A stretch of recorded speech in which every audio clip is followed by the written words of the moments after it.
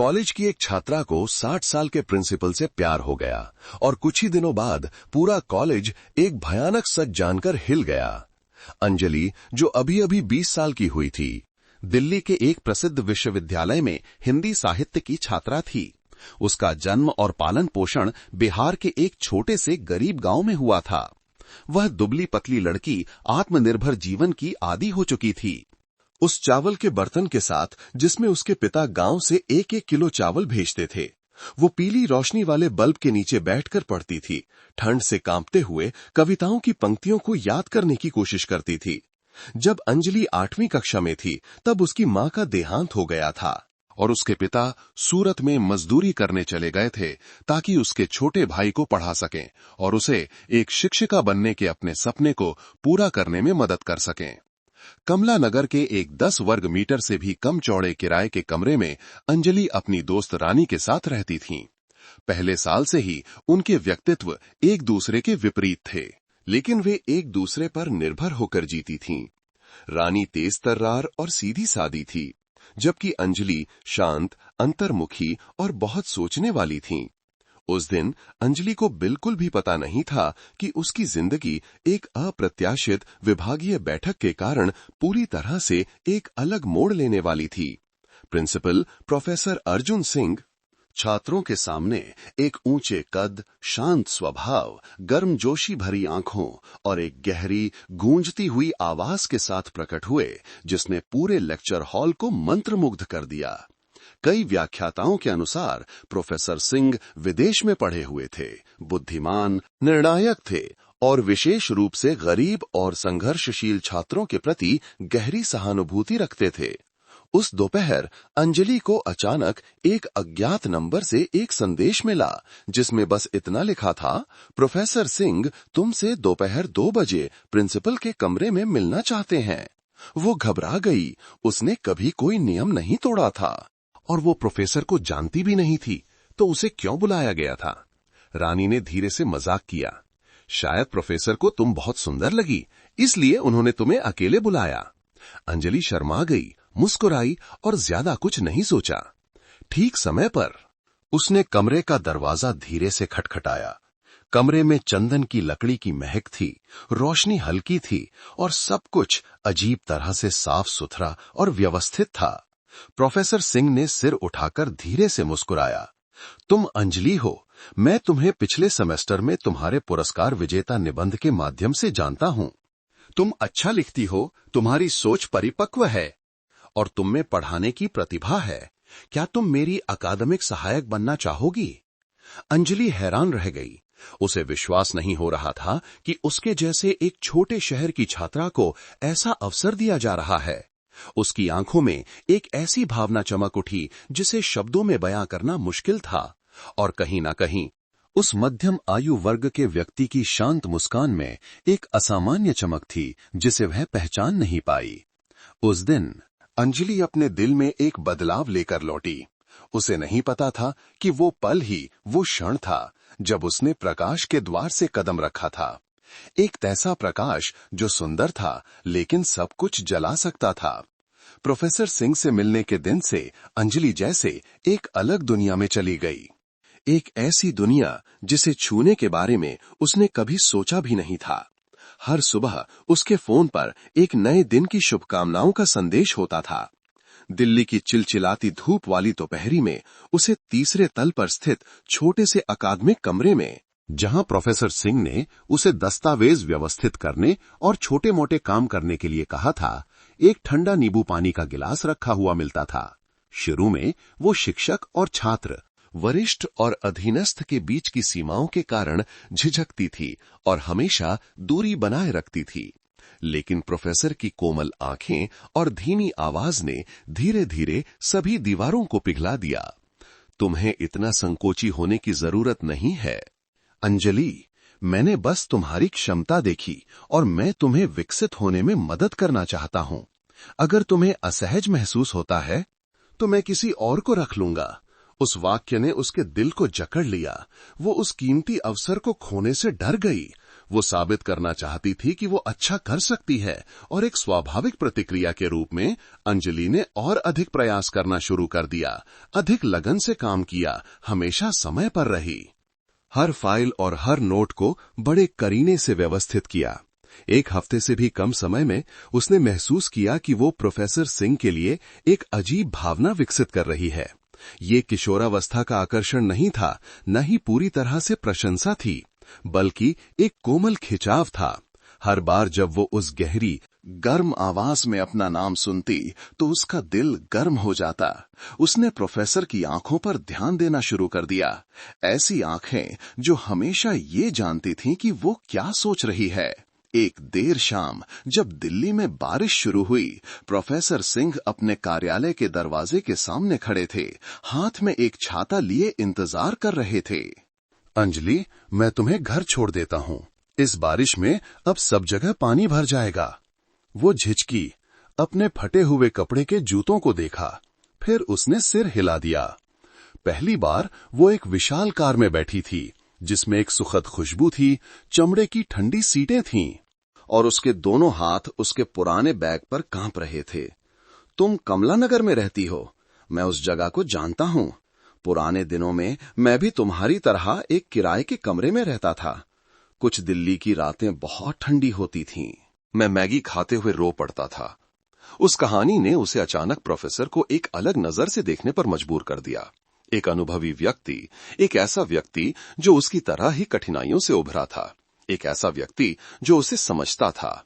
सहानुभूति हर छोटी कहानी में, हर साथ काम करने वाले सत्र में घुल मिल गई। उसे नहीं पता था कि वो कब से प्रोफेसर को याद करने लगी थी। कुछ दिनों बाद उन्होंने उसे रूसी साहित्य की एक पुरानी फटी हुई जिल्द वाली किताब दी, जिस पर एक प्रसिद्ध प्रोफेसर की धुंधली लिखावट थी। ये तुम्हारे लिए है। किसी ने मुझे ये दी थी ताकि मुझे इस पेशे में विश्वास हो। अब तुम्हारी बारी है। अंजलि ने किताब पकड़ी। उसका दिल जोर से धड़क रहा था। जीवन में पहली बार उसे लगा कि उसे पहचाना गया है, अंकों के लिए नहीं, रूप के लिए नहीं, बल्कि उसकी आत्मा और दृढ़ संकल्प के लिए। उसे पता नहीं था कि इन सरल लगने वाले इशारों से एक जाल सावधानी से बिछाया जा रहा था। हर गिलास पानी, हर नजर, हर सलाह में एक परिचित सुगंध थी, मीठे हेरफेर की सुगंध। जिस दिन से प्रोफेसर सिंह ने उसे किताब दी थी, अंजलि उस रिश्ते में और गहरी डूबती चली गई, जो शुद्ध रूप से शिक्षक छात्र का लग रहा था, लेकिन चुपचाप अपना रंग बदल रहा था। अब साथ काम करने के सत्र केवल पाठ योजनाओं को संपादित करने या व्याख्यान तैयार करने तक ही सीमित नहीं थे। वे देर रात तक चलने वाली बातचीत बन गए, जहां वो चुपचाप बैठकर प्रोफेसर को उनके कठिन युवावस्था, उनकी असफलताओं और एक ऐसे व्यक्ति के अकेलेपन के बारे में सुनती थी जिसे बहुत लंबे समय से कोई वास्तव में नहीं समझता था। प्रोफेसर सिंह हमेशा जानते थे कि दूसरे व्यक्ति को विशेष महसूस कैसे कराया जाए। अंजलि कोई अपवाद नहीं थी। हर बार जब वो अपना काम जल्दी खत्म कर लेती तो वो मुस्कुराते। उनकी आंखों में एक बच्चे की तरह खुशी चमक उठती, जिसे प्रशंसा मिली हो। तुम सच में एक अनमोल रत्न हो, मैंने सही व्यक्ति को चुना। धीरे धीरे मुलाकातें केवल स्कूल के दायरे तक ही सीमित नहीं रहीं। एक बार काम के बाद उन्होंने पूछा, क्या तुम्हें गजलें पसंद हैं? मैं एक बहुत अच्छा कैफे जानता हूं, आज रात मेरे साथ चलो। अंजलि एक पल के लिए झिझकी, फिर सिर हिला दिया। उसने खुद को आश्वस्त किया कि ये सिर्फ एक कप कॉफी है, लेकिन उस रात धुंधली पीली रोशनी और एक बूढ़ी गायिका की उदास कर्कश आवाज के नीचे अंजलि ने प्रोफेसर सिंह की कोमल नजरों के साथ अपने दिल को धड़कते हुए महसूस किया। उन्होंने उसे छुआ नहीं, सीमा से परे कुछ नहीं कहा, लेकिन ये उनकी शालीनता, हर लंबी नजर, हर अर्थपूर्ण चुप्पी थी जिसने अंजलि को अन्य सामान्य छात्रों से बिल्कुल अलग महसूस कराया। उसने सोचना शुरू कर दिया, शायद प्रोफेसर भी अकेले हैं और मैं वो हूं जो उन्हें शांत करती है। तब से संदेशों की आवृत्ति बढ़ गई। सुबह में पढ़ाई अच्छी हो, दोपहर में कुछ खाया या नहीं, और रात में देर तक मत जागना। उसे ऐसा महसूस हुआ जैसे किसी ने पहले कभी उसकी इतनी परवाह नहीं की थी। उसकी सबसे अच्छी दोस्त रानी ने ये नोटिस करना शुरू कर दिया। एक बार जब उसने फोन की स्क्रीन पर प्रोफेसर सिंह का नाम एक दिल वाले इमोजी के साथ देखा तो रानी ने अपनी भौहें सिकोड़ ली। प्रोफेसर तुम्हें ऐसे संदेश क्यों भेज रहे हैं? वो प्रिंसिपल है अंजलि। अंजलि शर्मा गई, फोन वापस ले लिया और धीरे से मुस्कुराई। शायद वो मुझे सिर्फ एक कीमती छात्रा के रूप में देखते हैं, ज्यादा मत सोचो। रानी ने और कुछ नहीं कहा, लेकिन उसकी आंखों में संदेह भरा था।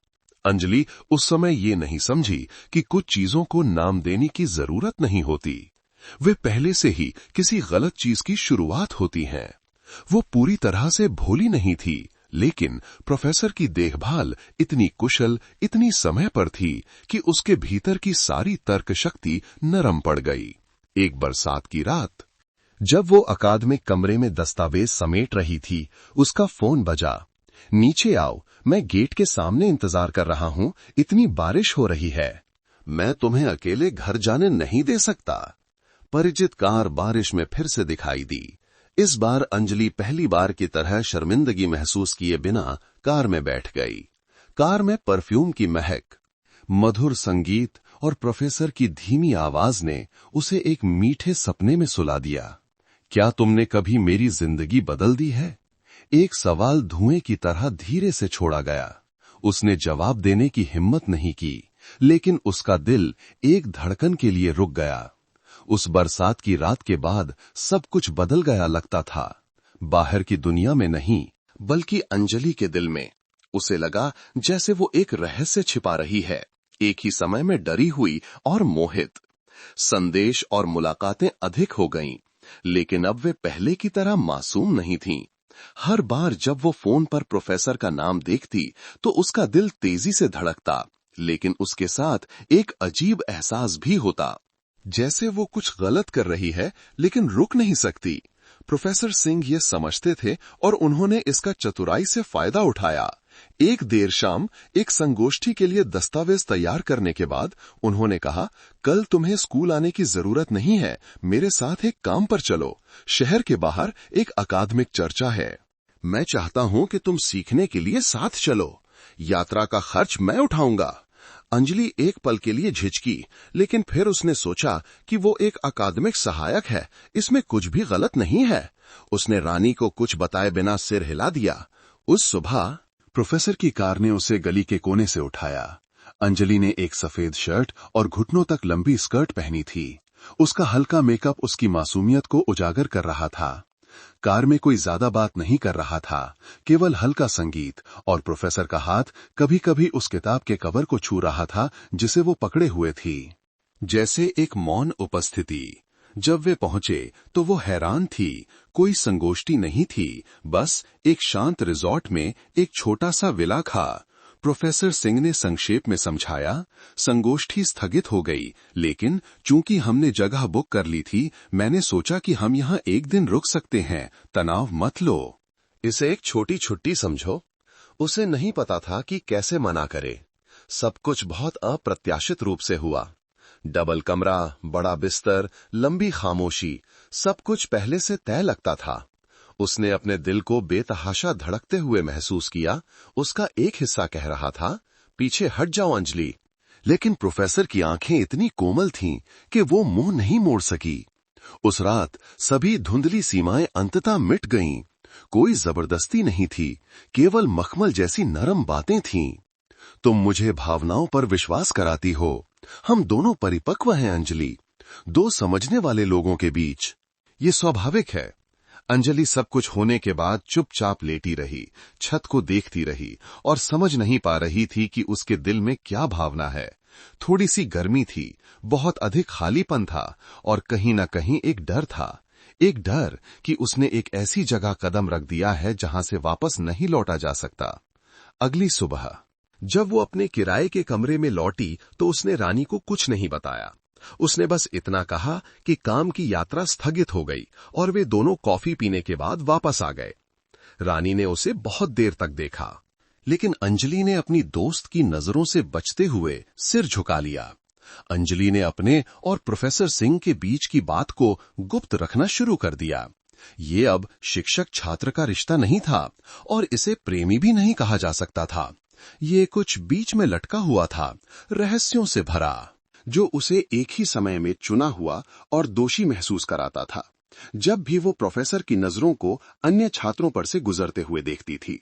रहस्य वहीं से शुरू हुआ, एक रहस्य जो अच्छी तरह से छिपा हुआ लगता था, लेकिन जल्द ही ये सब कुछ जलाने वाली आग बन जाएगा।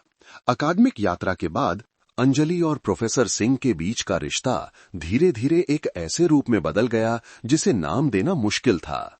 अब कोई झिझक भरी नजरें या शर्मीले हाथ के स्पर्श नहीं थे। हर दोपहर प्रोफेसर अब भी उसे घर छोड़ने आते। जीवन के दर्शन, किताबों, पेशे के बारे में अंतहीन लंबी बातचीत होती, लेकिन उस नजर में कोमलता अब शक्ति भी ले आई थी। अंजलि ने प्रोफेसर से यह पूछने की हिम्मत नहीं की कि वे एक दूसरे के क्या हैं। प्रोफेसर सिंह ने भी कुछ नहीं कहा, लेकिन उनके पास वादों को आश्वस्त करने का एक और तरीका था। तुम बस अपनी पढ़ाई पर ध्यान दो, स्नातक होने के बाद मैं तुम्हें एक प्रशिक्षु व्याख्याता के रूप में स्कूल में रखने का प्रस्ताव दूंगा। स्कूल को तुम्हारे जैसी सोच वाले लोगों की जरूरत है और तुम्हारे भविष्य के बारे में चिंता करने की जरूरत नहीं है। जब सब कुछ स्थिर हो जाएगा तो मेरे पास एक तरीका होगा ताकि हमें और छिपाना ना पड़े। ये शब्द कई रातों में उसके कानों में डाले गए, जिससे अंजलि ने अपने लिए एक सुंदर सपना बुन लिया। एक दिन जब वह स्नातक हो जाएगी तो कोई निंदात्मक नजरें नहीं होंगी। इस शांत रिश्ते को छिपाने की कोई जरूरत नहीं होगी। उसे अपने पेशे और अपने प्यार दोनों में पहचान मिलेगी। उसने उस भविष्य के लिए जीना शुरू कर दिया। हर बार जब वो विला में उस रात को याद करती तो दोषी महसूस करने के बजाय वो खुद से कहती कि ये एक शांत लेकिन सच्चे प्यार का सबूत है। लेकिन सपने सुंदर थे और वास्तविकता में दरारें दिखाई देने लगी थीं। रानी ने अपनी दोस्त में बदलाव को और अधिक स्पष्ट रूप से देखना शुरू कर दिया। अंजलि अक्सर चौंक जाती जब उसके फोन पर कोई संदेश आता, या वो फोन पर बात करने के लिए चुपके से बाहर चली जाती, या बिना किसी स्पष्टीकरण के देर से घर आती। एक बार जब अंजलि कमरे में दाखिल हुई और अभी तक अपने जूते भी नहीं उतारे थे, तो रानी उसके सामने खड़ी हो गई। अंजलि, तुम कुछ छिपा रही हो, है ना? क्या तुम प्रोफेसर सिंह को डेट कर रही हो? अंजलि चुप हो गई। उसके होंठ हिले, लेकिन कोई शब्द नहीं निकला। रानी को और सुनने की जरूरत नहीं थी। वो मेज की ओर गई, एक कागज का टुकड़ा निकाला जिस पर उन समय और स्थानों को लिखा गया था जब प्रोफेसर सिंह ने अंजलि को उठाया था। रानी की आवाज भर आ गई। मैं नहीं चाहती कि तुम कुछ गलत करो। वो प्रिंसिपल है अंजलि, अगर कुछ हुआ तो चोट तुम्हें लगेगी, उन्हें नहीं। लेकिन अंजलि को नहीं लगा कि वो कुछ गलत कर रही है। उसे लगा कि उसे प्यार किया जा रहा है, चुना जा रहा है और वादा किया जा रहा है। वो रोई लेकिन कुछ नहीं कहा, बस रूसी साहित्य की किताब को कसकर पकड़ लिया जो प्रोफेसर सिंह का पहला उपहार था, जैसे कि वो अपने हाथों में प्यार का सबूत पकड़े हुए हों। अगले दिन अंजलि जल्दी स्कूल गई। जब प्रोफेसर सिंह एक व्याख्यान की समीक्षा कर रहे थे तो उसने झिझकते हुए पूछा, अगर भविष्य में किसी को इस बारे में पता चल गया तो क्या आप मेरे साथ होंगे? उन्होंने सिर उठाया। उनकी आंखें अब पहले की तरह कोमल नहीं थीं, लेकिन उनकी आवाज अभी भी धीमी थी। चिंता मत करो, जब जरूरत होगी तो मेरे पास इसे आधिकारिक बनाने का एक तरीका होगा, लेकिन अभी के लिए तुम बस अच्छी तरह से पढ़ो। मुझे तुम्हारी जरूरत है कि तुम मजबूत बनो। तब से अंजलि ने और विरोध नहीं किया। रानी की सभी चेतावनियों को अनसुना कर दिया गया। उसे प्रोफेसर पर, उस भविष्य पर विश्वास था, एक भविष्य जो वादों और उन दरारों पर बनाया गया था जिन्हें देखने के लिए वो अभी तक पर्याप्त रूप से सचेत नहीं थी। रानी कभी भी उन असामान्य बदलावों को नजरअंदाज करने वाली नहीं थी, खासकर अंजलि के साथ, वो सबसे अच्छी दोस्त जिसके साथ वो 1 साल से अधिक समय से रह रही थी। पहले अंजलि एक साधारण लड़की थी। सुबह पढ़ती, दोपहर में ट्यूशन पढ़ाती और रात में फिर से पढ़ाई करती। लेकिन हाल ही में वो एक अलग व्यक्ति बन गई थी। चुप रहती, कभी कभी बिना किसी कारण के मुस्कुराती, कभी कभी घंटों तक गुमसुम बैठी रहती। उसका फोन हमेशा उल्टा रखा रहता और जब भी कोई संदेश आता तो अंजलि की आंखों में खुशी और चिंता दोनों का मिश्रण चमक उठता। रानी ने ध्यान देना शुरू कर दिया। उसे हाल ही में एक ठंडी बरसात की रात याद आई, जब अंजलि ने कहा कि उसे स्कूल में काम है। लेकिन रात के लगभग 9 बजे रानी ने गलती से दूसरी मंजिल की खिड़की से बाहर देखा और एक परिचित कार को एक लैंप पोस्ट के नीचे रुकते हुए देखा। अंजलि यात्री सीट से बाहर निकली, छाता लेकर जल्दी से घर में घुस गई। रानी चुप हो गई। उसने उस कार का नंबर प्लेट पहचान लिया। वो प्रिंसिपल सिंह का था।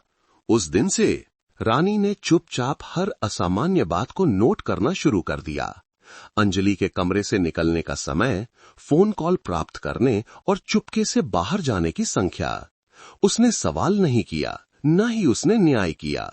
वो जानती थी कि अगर वो बहुत जल्दी बोलती तो उसकी दोस्त अपना दिल बंद कर लेती। फिर एक दिन जब वे दोनों गली के कोने की दुकान से खरीदे गए खाने के डिब्बे खा रहे थे, रानी ने अपनी चॉपस्टिक नीचे रखी और सीधे अंजलि को देखा। तुम मुझसे क्या छिपा रही हो? अंजलि एक पल के लिए घबरा गई, फिर नजरें चुरा लीं। कुछ नहीं, शायद मैं इन दिनों बस थकी हुई हूं। थकी हुई हो या प्यार में हो? वो जबरदस्ती मुस्कुराई। हाँ, हो सकता है, लेकिन ये अभी तक स्पष्ट नहीं है। रानी ने और कुछ नहीं कहा, लेकिन अपने दिल में वो निश्चित थी, अंजलि एक खतरनाक रिश्ते में पड़ रही थी। उसी रात रानी ने ट्यूशन पढ़ाने का नाटक किया, लेकिन असल में वो स्कूल के पास इंतजार कर रही थी। वो जानती थी कि अंजलि को दस्तावेज व्यवस्थित करने के लिए अकादमिक कमरे में जाना है। शाम के लगभग 7 बजे दूर से रानी ने परिचित कार को साइड गेट के सामने रुकते हुए देखा। यात्री सीट का दरवाजा खोला और जैसा कि अपेक्षित था, अंजलि कार में बैठ गई, प्रोफेसर सिंह के करीब। उसका चेहरा थोड़ा झुका हुआ, उसके हाथ में दस्तावेजों का एक बंडल था, लेकिन उसकी आंखें अपनी कोमलता को छिपा नहीं सकीं। रानी पार्किंग क्षेत्र की दीवार के पीछे छिपी हुई खड़ी थी। उसकी आंखें जल रही थीं। वो जानती थी कि ये अब एक पेशेवर रिश्ता नहीं है, और इससे भी महत्वपूर्ण बात यह है कि भावनात्मक रूप से निर्भर व्यक्ति अंजलि ही थी। वो चुप नहीं रह सकती थी, इसलिए नहीं कि वो गहराई से हस्तक्षेप करना चाहती थी, बल्कि इसलिए कि वो समझती थी प्रोफेसर सिंह जैसे व्यक्ति के लिए उच्च पद, सम्मानजनक उपस्थिति, गुप्त अतीत, सब कुछ चतुराई से छिपाया जा सकता है, लेकिन अगर एक दिन कुछ हुआ तो परिणाम भुगतने वाला व्यक्ति वो नहीं होगा। अगले दिन रानी चुपचाप एक पुरानी व्याख्याता प्रोफेसर वसुधा से मिलने गई, जिन्होंने कई वर्षों तक स्कूल में काम किया था और जो कभी प्रिंसिपल सिंह के करीबी भी थीं। उसने सीधे पूछा, क्या आप किसी को जानती हैं जिसे प्रोफेसर सिंह के बहुत करीब होने के कारण कोई अप्रिय अनुभव हुआ हो? प्रोफेसर वसुधा एक पल के लिए चौंक गईं। उनकी आंखें अचानक गहरी हो गईं, लेकिन उन्होंने केवल संक्षेप में कहा, तुम्हें अपनी दोस्त से कहना चाहिए कि वो समय रहते रुक जाए। वो जवाब रानी को ये समझने के लिए काफी था। इस स्कूल में कुछ सच्चाइयां बहुत अच्छी तरह से छिपाई जा रही थीं, और अगर उसने कुछ नहीं किया तो अंजलि अगली शिकार हो सकती है। अक्टूबर में दिल्ली ठंडी होने लगी। मौसम की पहली हवाएं लोगों को और अकेला और कमजोर महसूस कराती हैं, खासकर अंजलि जैसी लड़की के लिए जो अभी 20 साल की है, घर से दूर रहती है और हर दिन छात्रवृत्ति, अंक, इंटर्नशिप और भोजन और कपड़ों की चिंता जैसे कई अदृश्य दबावों का सामना करती है। और इन अनिश्चितताओं के बीच प्रोफेसर सिंह हमेशा एक ठोस सहारे के रूप में दिखाई देते थे। वो धीरे धीरे हर सुबह उनसे संदेश प्राप्त करने की आदी हो गई, उनके कार्यालय में बैठने की आदी हो गई, बिना किसी अजीब भावना के, उन आकस्मिक लगने वाले लेकिन सामान्य से अधिक लंबे समय तक चलने वाले हाथ के स्पर्शों की, और एक बड़े आदमी द्वारा हर दिन संरक्षित, देखभाल और प्रशंसा किए जाने की भावना की भी आदी हो गई। उस रात काम के बाद उन्होंने उसे कुछ दस्तावेजों को संपादित करने के लिए रुकने के लिए कहा। पूरी इमारत लगभग खाली थी। केवल तीसरी मंजिल से पीले रंग की रोशनी खाली गलियारे में पड़ रही थी। माहौल इतना शांत था कि कागज पलटने की आवाज भी साफ सुनाई दे रही थी। क्या तुम थक गई हो? उन्होंने पूछा जब वो पाठ की अंतिम पंक्तियों को टाइप करने में व्यस्त थी। थोड़ी थकी हुई हूं, लेकिन कोई बात नहीं। वो उठे, उसके पीछे चले गए और धीरे से उसके कंधों पर हाथ रखा, धीरे से दबाया।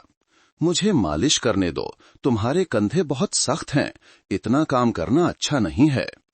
अंजलि चौंक गई, लेकिन प्रतिक्रिया करने के बजाय वो चुपचाप बैठी रही, आंशिक रूप से आश्चर्य के कारण और आंशिक रूप से क्योंकि वो उस देखभाल की भावना का विरोध नहीं करना चाहती थी। उनके हाथ गर्म थे, उनकी सांसें उसकी गर्दन के पीछे नियमित थीं, जिससे वो भ्रमित हो गई। तुम्हें पता है, जिस क्षण तुम इस कमरे में आई, मैंने कुछ अलग महसूस किया। तुम अन्य छात्रों की तरह नहीं हो। तुम नाजुक, गहरी हो और दूसरे व्यक्ति को तुम्हारी रक्षा करने के लिए प्रेरित करती हो। अंजलि कुछ कहने के लिए मुड़ी, लेकिन उस क्षण उन्होंने अपना हाथ उसके गाल पर रखा, बहुत धीरे से, बहुत चतुराई से। उनकी आंखें अब एक शिक्षक की आंखें नहीं थीं, बल्कि एक ऐसे व्यक्ति की आंखें थीं जो उस महिला को देख रहा था जिसे वो अपने लिए रखना चाहता था। तुम डर नहीं रही हो, है ना? नहीं, मैंने बस ये नहीं सोचा था कि सब कुछ इतनी जल्दी होगा। वो मुस्कुराए और धीरे से उसके माथे पर अपने होंठ रखे। कभी कभी सबसे सच्ची चीजें बहुत धीरे से आती हैं। मैं तुम पर दबाव नहीं डालूंगा अगर तुम नहीं चाहती। वो अधूरा वाक्य एक निमंत्रण की तरह था और वो अपनी घबराहट में, सर्दियों की पहली ठंड में और अपनी भावनाओं के बारे में, अपनी अस्पष्टता में पीछे नहीं हटी। उस रात वे तुरंत घर नहीं गए। अकादमिक कमरे के पर्दे बंद कर दिए गए, उसका फोन चुप कर दिया गया और मेज पर छोड़ दिया गया। रानी ने 2 बार संदेश भेजा, लेकिन कोई जवाब नहीं मिला। बाहर दिल्ली में हल्की बूंदाबांदी शुरू हो गई थी। अगली सुबह अंजलि अपने किराए के कमरे में मिश्रित भावनाओं के साथ जागी, खालीपन, चिंता और कुछ ऐसा जो अपराध बोध जैसा था। उसने खुद से पूछा कि क्या उसने अभी कुछ खो दिया है या कुछ बहुत ही निजी हासिल किया है जिसे कोई नहीं समझ सकता। रानी ने उसे विपरीत दिशा से देखा। उसकी आंखों में संदेह था, लेकिन अंजलि ने कुछ नहीं कहा। उसने अपना चेहरा कंबल में छिपा लिया, अपनी दोस्त की नजरों से बचते हुए।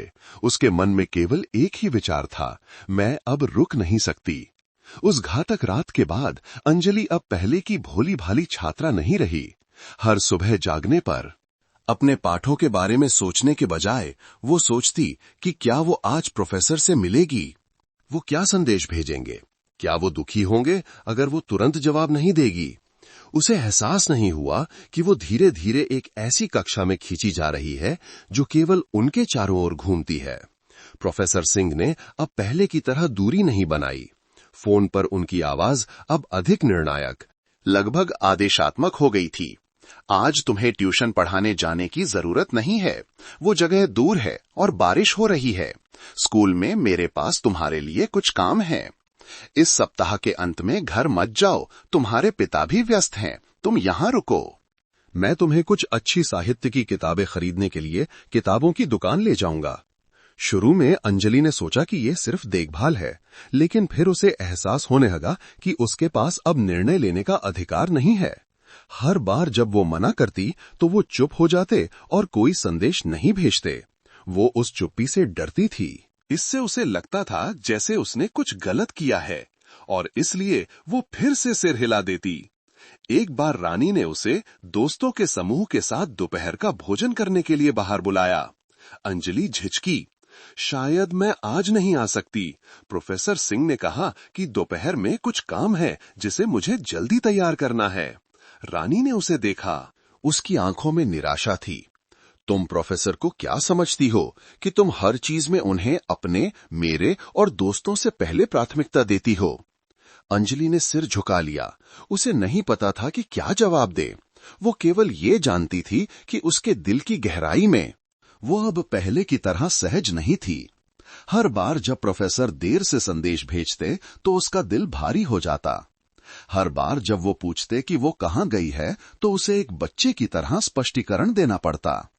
एक बार उन्होंने यह भी पूछा, तुम अक्सर किससे संदेश भेजती हो, तुम्हारी रूममेट या कोई और? वो जबरदस्ती मुस्कुराई, जी बस रानी हैं और कक्षा के कुछ दोस्त। उन्होंने सिर हिलाया, लेकिन उनकी आंखें चुपचाप उसके हाथ में पकड़े फोन पर घूम गईं। उस रात उसे अचानक असहज महसूस हुआ जब रानी ने कक्षा की तस्वीरें देखने के लिए लापरवाही से उसका फोन उठाया। उसने अनजाने में इसे वापस छीन लिया। दो सबसे अच्छे दोस्तों के बीच की दूरी बढ़ने लगी। रानी को लगा कि उसे बाहर कर दिया गया है और अंजलि को लगा कि वो अब खुद नहीं है। उसने बहाने बनाना और झूठ बोलना शुरू कर दिया और हमेशा एक तनावपूर्ण स्थिति में रहती, जैसे कि वो कुछ ऐसा छिपा रही है जिसे किसी को नहीं जानना चाहिए। एक रात फेसबुक स्क्रॉल करते समय उसने देखा कि दोस्त एक सॉफ्ट स्किल्स वर्कशॉप की तस्वीरें साझा कर रहे हैं, एक ऐसी गतिविधि जिसे वो कभी बहुत पसंद करती थी। लेकिन अब उसके पास समय नहीं था, कोई खाली जगह नहीं थी। सब कुछ प्रोफेसर के साथ मुलाकातों, आधी रात के संदेशों और उन समयों से भर गया था जब प्रोफेसर बुलाते और उसे वहां होना पड़ता था। एक बार अंजलि ने धीरे से कहा, मैं फिर से लेखन क्लब में शामिल होना चाहती हूं। मैंने देखा कि उन्होंने हाल ही में एक नया समूह शुरू किया है। प्रोफेसर सिंह ने तुरंत मना कर दिया। तुम्हारे पास करने के लिए बहुत कुछ है, लिखने से क्या होगा उन अपरिपक्व छात्रों के झुंड के साथ। उस टिप्पणी ने उसे चुप करा दिया, कठोर शब्दों के कारण नहीं, बल्कि इसलिए कि ये पहली बार था जब किसी ने उस चीज को अस्वीकार कर दिया था जो उसे मूल्यवान महसूस कराती थी। लेकिन फिर उन्होंने अपनी आवाज नरम कर ली और अपना हाथ उसके गाल पर रखा। तुम्हारे पास मैं हूं, मैं तुम्हारे लिए सबसे अच्छी चीजें दूंगा। तुम्हें बाहर की दुनिया की जरूरत नहीं है। उसी क्षण उसने समझा कि प्रोफेसर द्वारा दिया गया तथाकथित प्यार सिर्फ एक भावना नहीं थी, ये मीठे शब्दों से बुना एक नरम पिंजरा था जो उसे एक ऐसी दुनिया में कैद करने के लिए था जहां उसे केवल उनके तरीके से जीने की अनुमति थी।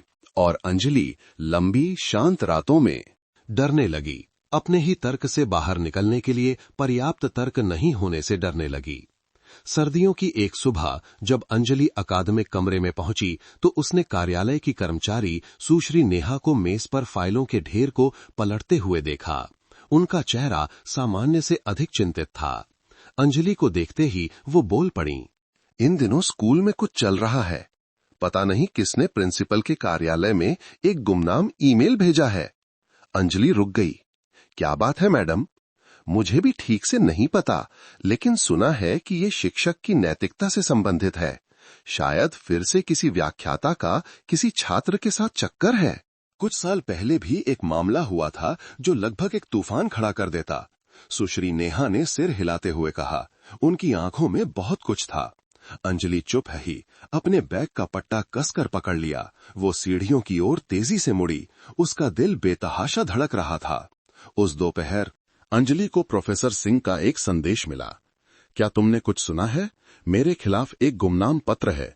तुम शांत रहो। अगर तुम चुप रहोगी तो ये बात तुम्हें प्रभावित नहीं करेगी। एक ठंडक उसकी रीढ़ में दौड़ गई। ये पहली बार था जब प्रोफेसर ने सीधे तौर पर परिणामों का उल्लेख किया था।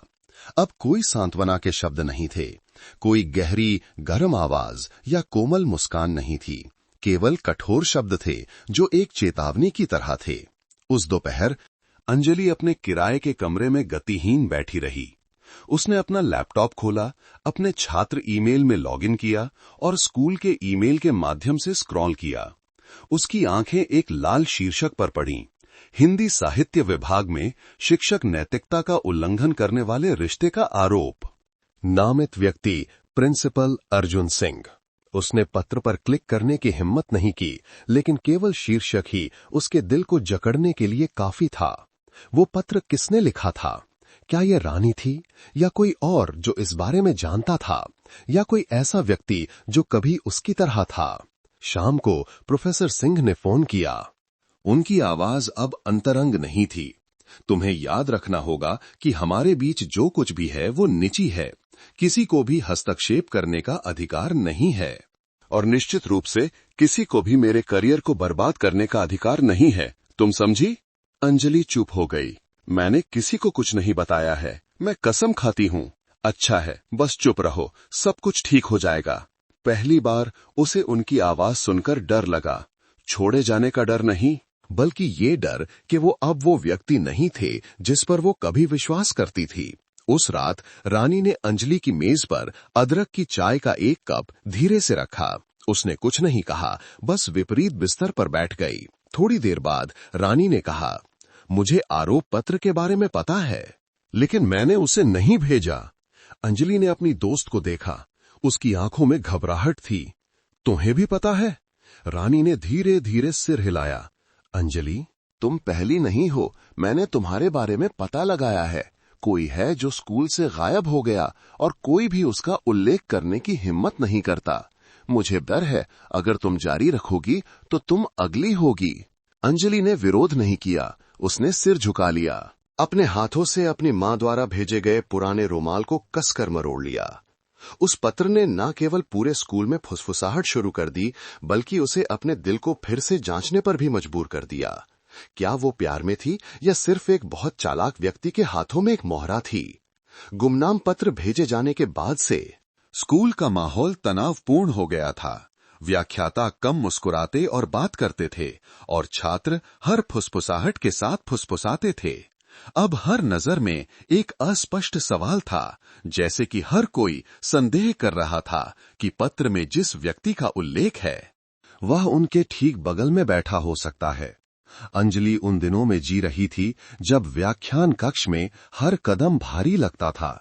उसे नहीं पता था कि पत्र किसने लिखा है, उसे नहीं पता था कि कौन उसे उत्सुकता से देख रहा है, और उसने रानी से उस गायब हुए व्यक्ति के बारे में एक और शब्द पूछने की हिम्मत नहीं की, जिसका उसने उल्लेख किया था।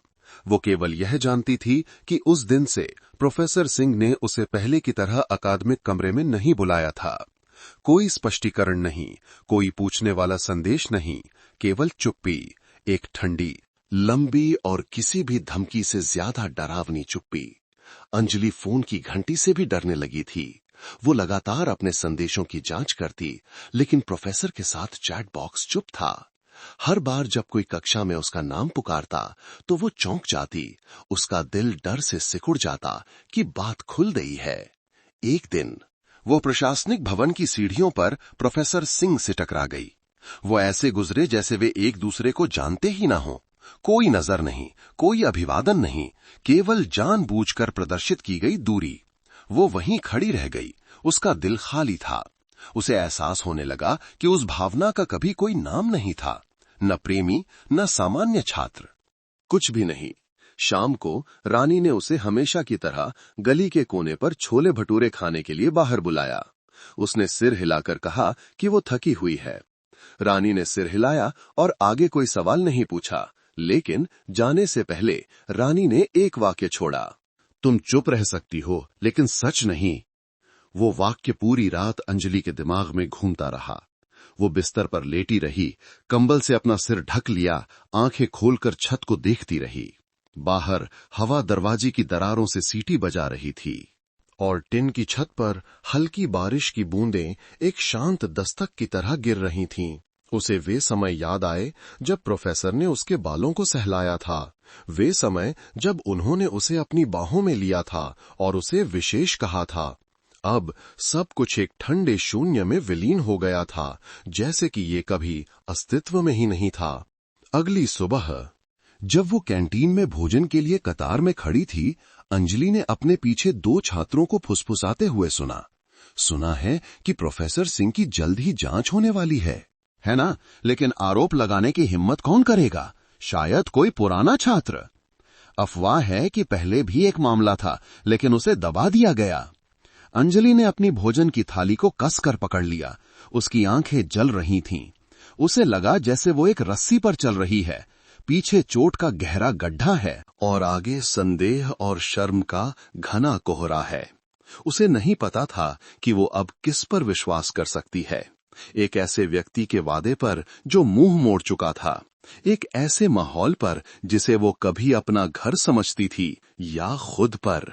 एक 20 वर्षीय लड़की जो अभी अभी अपने सुरक्षित क्षेत्र से बाहर निकली थी और एक ऐसे रिश्ते में गिर गई थी जिसका कोई अंत नहीं था।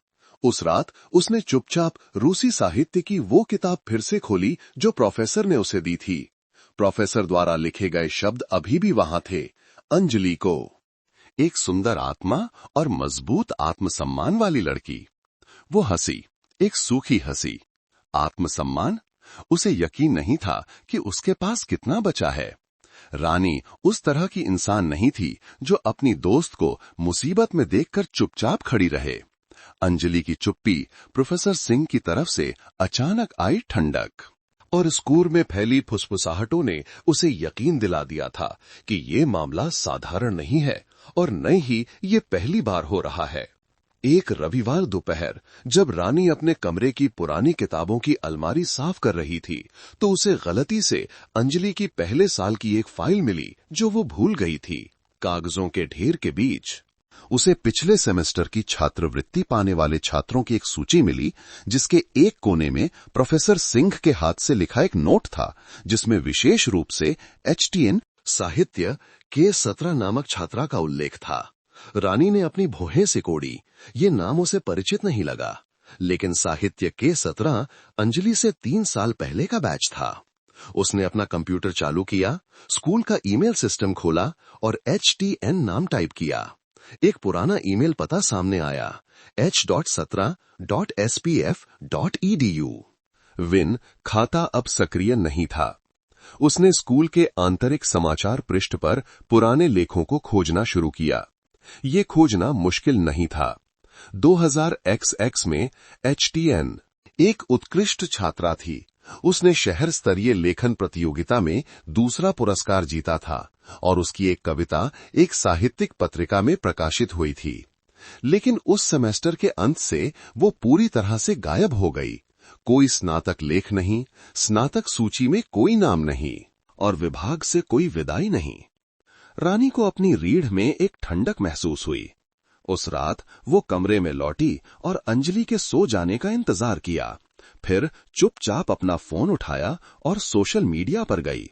उसने HTN नाम के साथ साहित्य K17 कीवर्ड टाइप करने की कोशिश की। कुछ देर खोजने के बाद आखिरकार उसे एक पुराना खाता मिला जो लगभग निष्क्रिय था। नैना शर्मा, इस भागते शहर में धीमी गति से जीना। प्रोफाइल तस्वीर में एक लड़की पीठ करके बैठी थी। उसके लंबे बाल थे और उसने ग्रे रंग का स्वेटर पहना हुआ था। सबसे हालिया स्टेटस 2 साल पहले पोस्ट किया गया था। कुछ सपने कभी भी विश्वास की कीमत पर नहीं खरीदने चाहिए। रानी ने एक छोटा संदेश भेजा, क्या आप साहित्य K17 बैच से थीं? मैं एक छात्रा की दोस्त हूं जो आपकी जैसी ही स्थिति का सामना कर रही है। कृपया जवाब दें अगर आपको मेरा संदेश अनुचित न लगे। संदेश सुबह 1 बजे भेजा गया था। रानी को जवाब की उम्मीद नहीं थी, लेकिन 10 मिनट से भी कम समय में एक हरा बिंदु दिखाई दिया। देखा गया और फिर जवाब आया, क्या तुम प्रोफेसर सिंह की बात कर रही हो? रानी सन्न रह गई। लगभग बिना इंतजार किए उसने एक लंबा संदेश टाइप किया। उसने अंजलि के बारे में, उसके दोस्त के बदलाव के बारे में, गुमनाम पत्र के बारे में और मानसिक हेरफेर के उन संकेतों के बारे में बताया जो उसे दोहराते हुए दिख रहे थे। दूसरी तरफ से संक्षिप्त जवाब आया, मैं सोचती थी कि मैं ही अकेली बेवकूफ थी, लेकिन ऐसा नहीं है। फिर उन्होंने फोन पर बात करने का फैसला किया। दूसरी तरफ महिला की आवाज गहरी, शांत थी, लेकिन उसमें एक दर्द छिपा था जो जम गया था। उस समय मुझे भी प्रोफेसर ने अकादमिक सहायक के रूप में बुलाया था। सब कुछ ठीक वैसा ही हुआ जैसा तुमने बताया। फिर एक दिन मुझे एहसास हुआ कि मैं अब एक छात्रा नहीं थी और न ही एक प्रेमिका, बस एक नाम जिसे उनके करियर को बचाने के लिए मिटाना था। क्या आपने छोड़ दिया? नहीं, मुझे छोड़ने के लिए मजबूर किया गया। उन्होंने मुझे मानसिक दबाव के कारण अस्थायी रूप से पढ़ाई छोड़ने का सुझाव दिया। फिर अचानक मेरी प्रोफाइल तक पहुंच बंद हो गई। जब मैंने आवाज उठाने की कोशिश की तो मेरी मां 1 महीने तक रोती रही। मेरे पिता ने कहा कि अगर मैं शांति से जीना चाहती हूं तो मुझे सिर झुकाना सीखना होगा। रानी चुप रही। उसने अपने हाथ कसकर भींच लिए। कॉल के अंत में उस महिला ने केवल एक वाक्य कहा, अगर तुम्हारी दोस्त अभी भी होश में है तो उसे बाहर निकालो, इससे पहले कि वो गुमनाम पीड़ितों की सूची में एक और छाया बन जाए। अगली सुबह रानी जल्दी उठी। उसने सफेद दलिया का एक बर्तन पकाया और उसे अंजलि की अध्ययन मेज पर रख दिया। साथ में एक छोटा सा नोट था, तुम चुप रह सकती हो, लेकिन सच दरवाजा खटखटा रहा है। अंजलि ने पढ़ा और हैरान रह गई। उसने अपनी सबसे अच्छी दोस्त को देखा जो दरवाजे के बाहर बर्तन धोने का नाटक कर रही थी, और उसकी आंखें जलने लगीं उसके अंदर एक अस्पष्ट भावना जाग उठी। शायद वो पहली नहीं थी और शायद वो आखिरी भी नहीं होगी। प्रोफेसर वसुधा आधुनिक साहित्य की व्याख्याता थीं। 40 वर्ष से अधिक उम्र की वो महिला हमेशा सादे राख के रंग की साड़ियों में दिखाई देती थीं। उनकी पढ़ाने की आवाज गहरी और स्थिर थी और उनकी आंखें गहरी थीं, जैसे उनमें कई अनकही कहानियां छिपी हों। अंजलि उन्हें बहुत पसंद करती थीं, न केवल उनके पढ़ाने के तरीके के कारण, बल्कि उस शांति के कारण भी जो उनसे निकलती थी, जो युवा व्याख्याताओं की बाहरी जीवंतता से बिल्कुल अलग थी। जिस दिन से गुमनाम पत्र फैला था, कई व्याख्याताओं ने इसका उल्लेख करने से परहेज किया था। केवल प्रोफेसर वसुधा ही थीं जिनकी नजर हर बार अंजलि पर पड़ती तो कुछ ऐसा चमक उठता जिसे समझाना बहुत मुश्किल था। दया नहीं, निर्णय नहीं, बल्कि गहरी समझ। एक सप्ताहांत की दोपहर रानी अंजलि को स्कूल के पीछे एक छोटी सी चाय की दुकान पर ले गई। उसने कारण नहीं बताया, लेकिन जब वे अंदर गईं और प्रोफेसर वसुधा को पहले से ही इंतजार करते हुए देखा, तो अंजलि रुक गई और असहज हो गई। नमस्ते मैडम। प्रोफेसर वसुधा ने धीरे से सिर हिलाया और दोनों लड़कियों को बैठने के लिए आमंत्रित किया। अंजलि ने उनकी आंखों में सीधे देखने की हिम्मत नहीं की। उसके दिल में थोड़ा डर था, एक छात्र का डर जब उसे लगता है कि वो उस सांचे से भटक गई है जो उसके पूर्ववर्तियों ने निर्धारित किया है। थोड़ी देर बाद प्रोफेसर वसुधा ने बोलना शुरू किया, धीरे धीरे और निर्णायक रूप से। मुझे पता है कि तुम आरोप पत्र से जुड़ी हो। तुम्हें पुष्टि करने की जरूरत नहीं है। तुम्हारी आंखें सब कुछ कह रही हैं। अंजलि ने सिर झुका लिया। उसके हाथ हल्के से कांप रहे थे। रानी कुछ कहना चाहती थी, लेकिन प्रोफेसर वसुधा ने हाथ उठाकर उसे रोक दिया। क्या तुम जानती हो कि मैंने तुम्हें यहाँ क्यों बुलाया है? अंजलि ने ऊपर देखा। उसकी आंखें गीली थीं। क्योंकि आप चाहती हैं कि मैं रुक जाऊं। प्रोफेसर वसुधा ने सिर हिलाया। क्योंकि मैं नहीं चाहती कि तुम्हें मेरी तरह चुप रहना पड़े। एक पल के लिए जैसे सब कुछ शांत हो गया। अंजलि हैरान रह गईं। रानी ने मेज के नीचे अपनी दोस्त का हाथ कसकर पकड़ लिया। प्रोफेसर वसुधा ने एक गहरी सांस ली और बताना शुरू किया। एक शांत आवाज में जो भयानक थी, उन्होंने कहा, मैं कभी विभाग की सबसे युवा व्याख्याता थी, जिसे तत्कालीन उप प्रिंसिपल प्रोफेसर सिंह ने सीधे तौर पर मार्गदर्शन दिया था। मुझे भी निजी काम पर जाने के लिए आमंत्रित किया गया था।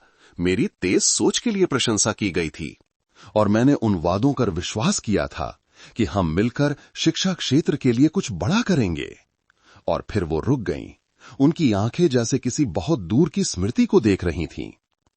फिर एक दिन जब मैंने सीमा पार करने से इनकार कर दिया, तो सभी वादे अचानक गायब हो गए। विकास योजनाएं रोक दी गईं। मेरे पीएचडी आवेदन पर हस्ताक्षर नहीं किए गए। मुझे मामूली कक्षाएं पढ़ाने के लिए भेज दिया गया। संगोष्ठियों से बाहर कर दिया गया। सब कुछ सिर्फ एक वाक्य के कारण। मैं ऐसा नहीं करना चाहती। अंजलि अब अपनी भावनाओं को नियंत्रित नहीं कर सकी। उसके आंसू चुपचाप बहने लगे। लेकिन आपने क्यों नहीं बोला? क्योंकि मैं डरती थी, अफवाहों से डरती थी कि कोई विश्वास नहीं करेगा। एक असफल व्याख्याता के रूप में देखे जाने से डरती थी, जो दोषारोपण कर रही है। मैंने चुप रहने का विकल्प चुना, जैसे कई अन्य लोगों ने चुप रहना चुना था। प्रोफेसर वसुधा ने चाय का कप मेज पर रखा। उनकी आंखें सीधे अंजलि में देख रही थीं। लेकिन तुम युवा हो, तुम्हारे पास एक विकल्प है। मैं बस ये पूछना चाहती हूं, क्या तुम खड़े होने की हिम्मत करोगी या तुम भी अन्य सभी पीड़ित लोगों की तरह चुप्पी में पीछे हट जाओगी? अंजलि जवाब नहीं दे सकी। उसके दिल में एक तूफान चल रहा था। वो खुद को मूर्ख और दयनीय महसूस कर रही थी, लेकिन सबसे बढ़कर एक गुस्सा भड़क रहा था। प्रोफेसर सिंह के लिए नहीं, बल्कि खुद के लिए कि उसने सब कुछ इतने लंबे समय तक चलने दिया। रानी ने अपनी दोस्त के कंधे पर हाथ रखा, उसे धीरे से दबाया। एक शब्दहीन क्रिया, लेकिन ये अंतिम सहारे की तरह थी। उठने और जाने से पहले प्रोफेसर वसुधा ने धीरे से कहा, लगभग एक प्रतिज्ञा की तरह, मैं तुम्हें अकेला नहीं छोड़ूंगी। अगर तुम बोलने का फैसला करती हो तो मैं पुष्टि पर हस्ताक्षर करने वाली पहली व्यक्ति होंगी। प्रोफेसर वसुधा से मुलाकात के 3 दिन बाद रानी ने अंजलि को उनके पसंदीदा कैफे में बुलाया, जो पहले साल से दोनों का शांत कोना हुआ करता था। लेकिन आज उस कोने की मेज पर सिर्फ 2 लोग नहीं थे। एक महिला पहले से ही वहां बैठी थी। उसका चेहरा पतला था, नींद की कमी से उसकी आंखें धसी हुई थीं, लेकिन उनमें एक दृढ़ संकल्प चमक रहा था। बिना किसी परिचय के अंजलि ने पहचान लिया कि वो नैना शर्मा है, वो पूर्व छात्रा जो गायब हो गई थी। नमस्ते, नैना ने धीरे से कहा। मैंने नहीं सोचा था कि मैं इस जगह पर वापस आऊंगी, खासकर एक ऐसी कहानी के लिए जिसे मैं पिछले 3 सालों से नाम देने की हिम्मत नहीं कर सकी। अंजलि चुप रही। घबराहट के कारण उसके हाथ ठंडे हो गए। नैना ने बताना शुरू किया। उसकी कहानी अंजलि के अनुभवों की एक भयावह प्रतिलिपि की तरह थी। वो भी एक अच्छी छात्रा थी। उसे भी प्रोफेसर सिंह का विशेष ध्यान मिला था। उसे अकादमिक सहायक के रूप में चुना गया था। वही संदेश, वही काम की यात्राएं, वही शिक्षण स्टाफ में रखने के वादे, साथ में पाठ्यक्रम लिखने के वादे। और फिर अंजलि की तरह एक घातक रात थी जब सीमाएं मिट गईं। कोई जबरदस्ती नहीं थी, लेकिन पूरा हेरफेर था। और उस रात के बाद सब कुछ बदल गया। शुरू में मैंने भी सोचा कि ये प्यार है। नैना फीकी हंसी। लेकिन प्यार में मुसीबत आने पर चुप्पी नहीं होती। दूसरे को सुरक्षा की जरूरत होने पर हाथ नहीं झाड़े जाते। जब मैंने एक रिश्ते की पहचान, एक स्वीकारोक्ति की मांग शुरू की, तो प्रोफेसर सिंह चुप हो गए और फिर चुपचाप मुझे मनोवैज्ञानिक समस्याओं के कारण सेमेस्टर रोकने का सुझाव दिया। मेरा स्कूल ईमेल बंद कर दिया गया, छात्र खाते तक पहुंच नहीं रही और मैं गायब हो गई। रानी ने अंजलि का हाथ धीरे से दबाया जब उसने अपनी दोस्त के आंसू चुपचाप गिरते देखे। उस समय मेरे पास कुछ भी नहीं था, कोई सबूत नहीं, कोई मेरे पक्ष में नहीं था। मेरे दोस्त भी पूछने की हिम्मत नहीं करते थे। हर कोई डरता था और मैं उनसे ज्यादा डरती थी। लेकिन अब अलग है, रानी ने कहा। मैंने पर्याप्त जानकारी जुटाई है।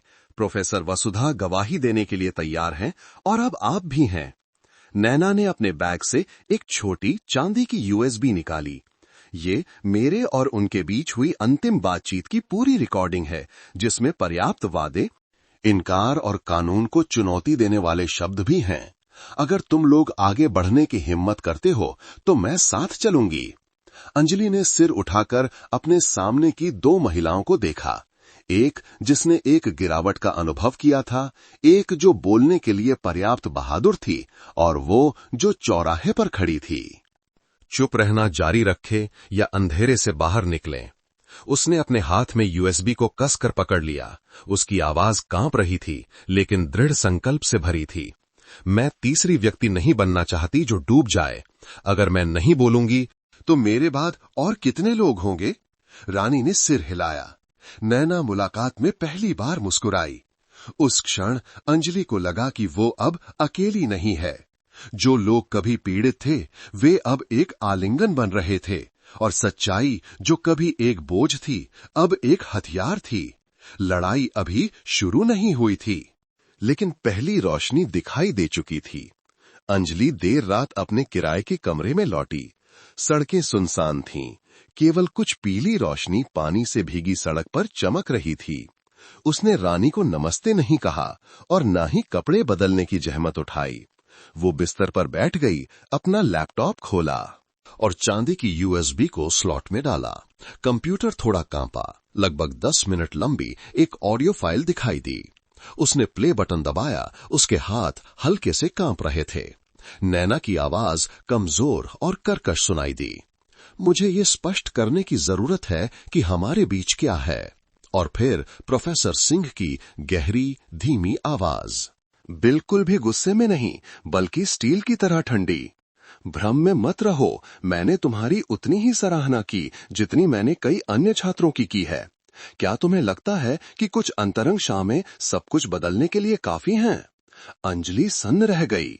पहले से जानने के बावजूद, रानी और नैना द्वारा चेतावनी दिए जाने के बावजूद, जब उसने उन्हें ये कहते हुए सुना तो उसे लगा जैसे उसका दिल टूट गया है। जो शब्द कभी शहद की तरह मीठे थे, वे अब चाकू की धार बन गए थे। कोमल इशारे अब केवल एक अभिनय थे, और वह अकेली नहीं थी और निश्चित रूप से विशेष नहीं थी। बस शोषित लोगों की श्रृंखला में अगला नाम थी। उसने यूएसबी निकाली, मशीन बंद कर दी, लेकिन सो नहीं सकी। पूरी रात वो बिस्तर पर लेटी रही, आंखें खोलकर छत को देखती रही। यादें टूटे हुए छत्ते से मधुमक्खियों के झुंड की तरह वापस आ गईं। पहली बार जब उसे किताब मिली, पहली बार जब वो बारिश में प्रोफेसर के साथ चली। गर्दन के पीछे हल्का सा आलिंगन, विला में रात, वादा कि मेरे पास इसे आधिकारिक बनाने का एक तरीका होगा। अब सब कुछ केवल एक खोखला होल था। अंजलि रो पड़ी, बिना आवाज के, बस चुपचाप, एक एक बूंद उसके तकिए में समाती गई। पहली बार वो प्यार के लिए नहीं, अफसोस के लिए नहीं, बल्कि शर्म के लिए रोई। खुद पर शर्म कि वो इतनी भोली थी कि उन चीजों पर विश्वास कर लिया जो प्यार लगती थीं। वो उठी, कमरे के चारों ओर देखा। वो किराए का कमरा जो 2 साल से उसका साथी था, तंग लेकिन गर्म। मेज पर रानी का कुछ दिन पहले लिखा कागज का टुकड़ा था। तुम चुप रह सकती हो, लेकिन सच दरवाजा खटखटा रहा है। उसने पीछे की तरफ लिखने के लिए एक कलम उठाई।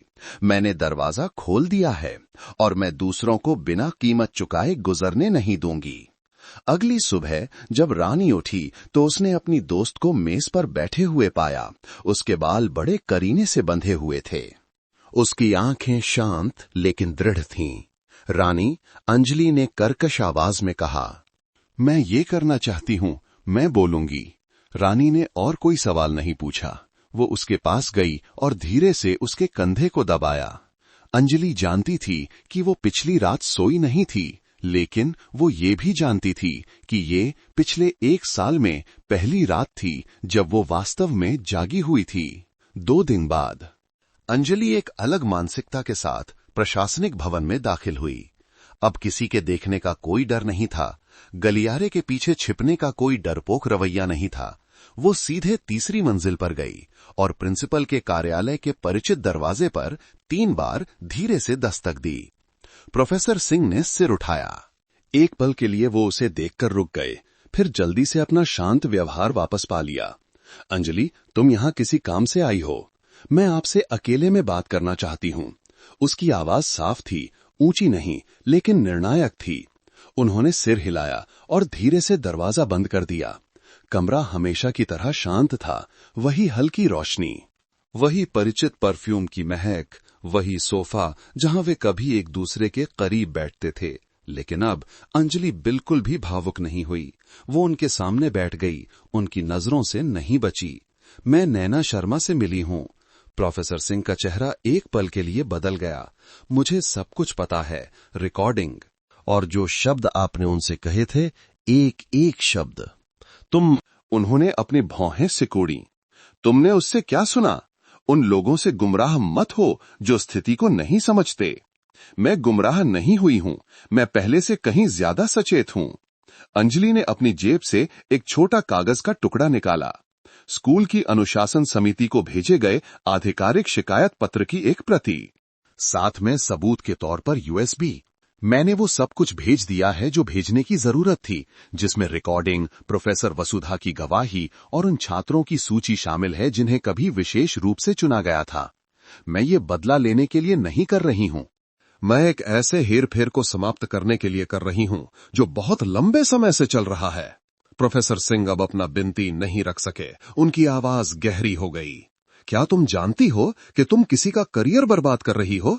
मैंने तुम्हारी बहुत मदद की है, तुम इससे इनकार नहीं कर सकती। अंजलि फीकी हंसी। आपने मेरी मदद इसलिए नहीं की क्योंकि मैं अच्छी थी। आपने मुझे इसलिए चुना क्योंकि मैं कमजोर थी। आप गलत थे।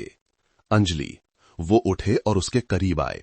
तुम सब कुछ नहीं समझती। तुम पहली नहीं हो जो मुझे समझती है और तुम आखिरी भी नहीं होगी। ठीक इसीलिए कि मैं नहीं चाहती कि कोई तीसरा, चौथा हो। मैं आज यहां बैठी हूं। वो उठी, आंख से आंख मिलाकर आधा कदम भी पीछे नहीं हटी। अब से आपका मुझ पर कोई नियंत्रण नहीं है। मैं आपके जीवन का प्रकाश नहीं हूं। मैं अकेली नहीं हूं। मैं कुछ भी नहीं हूं। मैं एक छात्रा हूं, एक इंसान हूं और एक ऐसी व्यक्ति हूं जो अपने लिए सम्मान वापस ले रही है। उनके जवाब का इंतजार किए बिना वो मुड़ी, दरवाजा खोला और उस कमरे से बाहर निकल गई जिसने कभी उसे मीठे शब्दों और नकली कोमल नजरों से कैद कर रखा था। वो गलियारे से तेजी से गुजरी, उसका दिल अजीब तरह से हल्का महसूस कर रहा था। नीचे आंगन में रानी इंतजार कर रही थी। उसे देखकर रानी मुस्कुराई। दोनों ने कुछ नहीं कहा, बस एक दूसरे को देखा। उनकी आंखों में सहानुभूति, गर्व और तूफान के बाद थोड़ी शांति थी। अंजलि जानती थी कि आगे अभी भी कई कठिनाइयां हैं। हो सकता है कि उसे घूरा जाए, संदेह किया जाए, उन लोगों द्वारा जांचा जाए जो पूरी तरह से नहीं समझते। लेकिन वो अब नहीं डरती थी, क्योंकि झूठ में फंसे लंबे दिनों के बाद पहली बार वो सीधी खड़ी थी। सीधे उस व्यक्ति को देख रही थी जिसने कभी उसे घुटनों पर ला दिया था। प्रोफेसर सिंह के साथ टकराव के एक हफ्ते बाद स्कूल का माहौल कुछ बेचैन था। अफवाहें फैलने लगीं। कुछ ने कहा कि प्रोफेसर सिंह का तबादला होने वाला है। दूसरों ने कहा कि उन्होंने स्वास्थ्य कारणों से छुट्टी ले ली है। लेकिन केवल एक छोटे समूह को ही पता था कि पर्दे के पीछे वास्तव में क्या हो रहा है। अंजलि, रानी, प्रोफेसर वसुधा और नैना, 4 लोग जो असंबंधित लग रहे थे, अब एक टीम थे। पुरानी लाइब्रेरी के पीछे छोटा सा बैठक कक्ष उनका अस्थायी युद्ध कक्ष बन गया था। मेज पर दस्तावेजों का एक व्यवस्थित ढेर था। शिकायत पत्र, ऑडियो रिकॉर्डिंग, प्रोफेसर सिंह के निजी सहायक के रूप में काम करने वाले छात्रों की सूची, उनके और महिला छात्रों के बीच आदान प्रदान किए गए ईमेल की प्रतियां जो नैना ने स्कूल छोड़ने से पहले रखी थीं। अनुशासन समिति ने 10 दिनों में एक आंतरिक बैठक निर्धारित की है। प्रोफेसर वसुधा ने कहा। उनकी आंखें गंभीर थीं। इससे पहले हमें 3 चीजें करने की जरूरत है। उन्होंने 3 उंगलियां उठाईं। 1, सबूत की प्रामाणिकता सुनिश्चित करें। 2, कम से कम 2 अन्य छात्रों से गवाही इकट्ठा करें जिन्हें चुना गया था।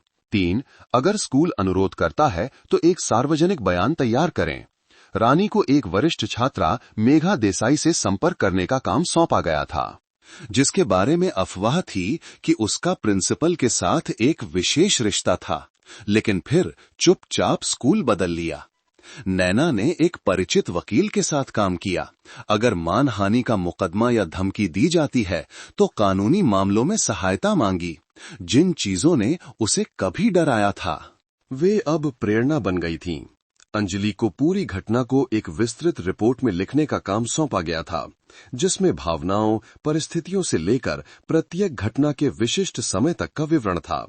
हर शब्द जो वो टाइप करती थी वो उसकी आत्मा को चीरने जैसा था, लेकिन जितना अधिक वो लिखती उतना ही हल्का महसूस करती, जैसे कि वो धीरे धीरे उन गांठों को खोल रही थी जिन्होंने कभी उसके दिल को जकड़ रखा था।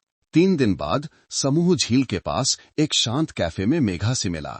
मेघा पहले की तस्वीरों की तुलना में बहुत पतली थी। उसका चेहरा उदास था, लेकिन उसकी आंखें अभी भी चमकदार थीं। शुरू में मुझे विश्वास नहीं हुआ कि किसी ने खड़े होने की हिम्मत की, लेकिन जब मैंने रानी का संदेश देखा तो मुझे समझ आया कि मैं हमेशा के लिए चुप नहीं रह सकती। अगर मैं मदद कर सकती हूं तो मैं बोलूंगी। मेघा ने अपना अनुभव सुनाया। नैना के लगभग समान, केवल अंतर यह था कि वो जल्दी रुकने के लिए पर्याप्त मजबूत थी। लेकिन परिणाम अभी भी छात्रवृत्ति का घटना, ग्रेड में असामान्य समायोजन और अंत में एक अलग प्रमुख में स्थानांतरित होने के लिए मजबूर किया जाना था। पिछले कुछ सालों से वो मिटा दिए जाने की भावना में जी रही थी। मुझे प्रसिद्धि की जरूरत नहीं है, मैं बस ये चाहती हूं कि कोई और मेरी जैसी स्थिति में ना पड़े। जब मेघा ने पुष्टि बयान पर हस्ताक्षर किए तो अंजलि अपने आंसू नहीं रोक सकी। एक और व्यक्ति, एक और पीड़ित ने खड़े होने का विकल्प चुना था, और ये वो चीज थी जिससे दुष्ट सबसे ज्यादा डरते हैं। पीड़ित अब चुप नहीं थे। उस रात समूह ने अंतिम बार बैठक की। सबूत, रिपोर्ट, गवाही, सब कुछ तैयार था। प्रोफेसर वसुधा धीरे से मुस्कुराईं, हालांकि उनकी आंखों में अभी भी चिंता थी। लोगों को चोट लग सकती है, लेकिन सच्चाई को नहीं। ये हमेशा कहे जाने के दिन का इंतजार करती है। अंजलि ने अपने सीने के सामने फाइल को कसकर पकड़ लिया। उसे नहीं पता था कि 10 दिनों में बैठक कैसी होगी, लेकिन वो एक बात निश्चित रूप से जानती थी। वो अब नहीं डरती थी, क्योंकि इस बार वो अकेले नहीं लड़ रही थी। सोमवार सुबह प्रिंसिपल के कार्यालय की 4थी मंजिल पर स्थित बैठक कक्ष में माहौल तनावपूर्ण था। बाहर आंगन में छात्र अभी भी व्यस्त थे। इस बात से अनजान कि अंदर एक बंद दरवाजे की बैठक हो रही है जो पूरे विश्वविद्यालय को हिला सकती है। अंदर अनुशासन समिति के 7 सदस्य मौजूद थे। इसके अलावा छात्र संघ के 2 प्रतिनिधि प्रोफेसर वसुधा, एक वरिष्ठ व्याख्याता, और अंजलि शिकायतकर्ता थीं। मेज के अंत में बैठे प्रोफेसर सिंह थे, साफ सुथरे और चुप। उनके चेहरे पर अब सामान्य आत्मविश्वास नहीं था, बल्कि एक होडवान अभिव्यक्ति थी, आधा ठंडा आधा रक्षात्मक। समिति के अध्यक्ष ने कहा, हम आज की बैठक प्रिंसिपल सिंह के खिलाफ व्यावसायिक नैतिकता के उल्लंघन के आरोपों के साथ शुरू करेंगे। शिकायतकर्ता छात्रा अंजलि, कृपया बोलें। अंजलि उठी। उसके हाथ एक दूसरे से जुड़े हुए थे, लेकिन उसकी आंखें नहीं झुकीं। उसकी आवाज धीमी और साफ थी। मेरा नाम अंजलि है। मैं हिंदी साहित्य विभाग की छात्रा हूं। मैं यहाँ प्रोफेसर सिंह द्वारा मेरे प्रति भावनात्मक हेरफेर, पद के दुरुपयोग के व्यवहार से संबंधित घटना को प्रस्तुत करने के लिए हूं, और जहां तक मुझे पता है अतीत में कई अन्य महिला छात्रों के साथ भी। उसने पहली मुलाकात से लेकर हर विवरण बताना शुरू किया।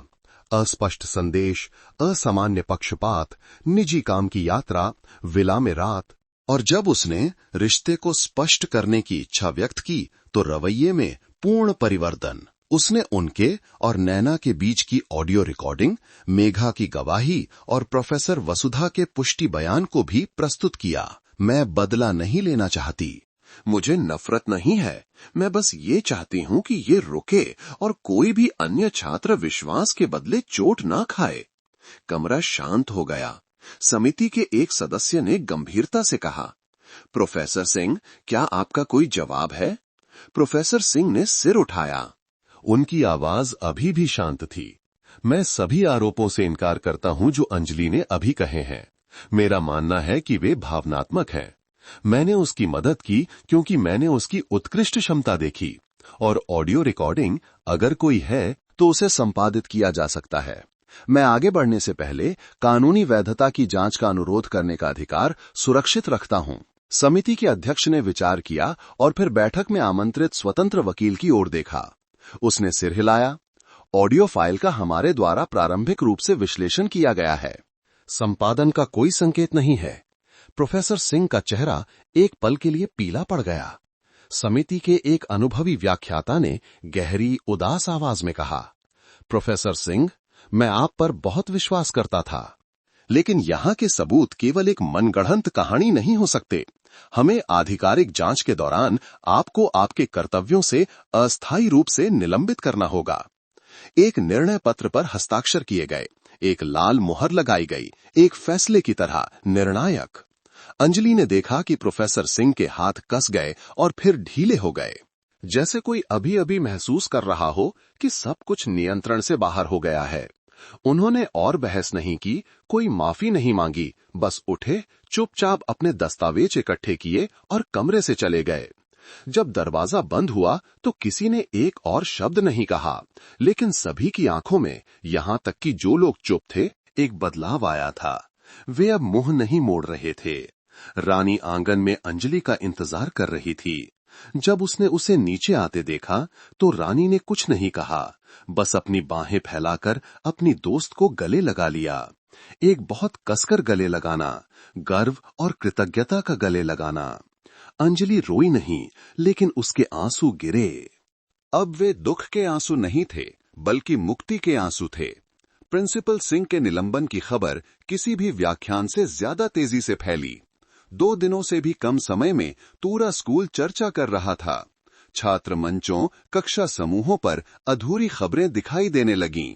गुमनाम टिप्पणियां सच और झूठ, अच्छे और बुरे के साथ मिश्रित थीं।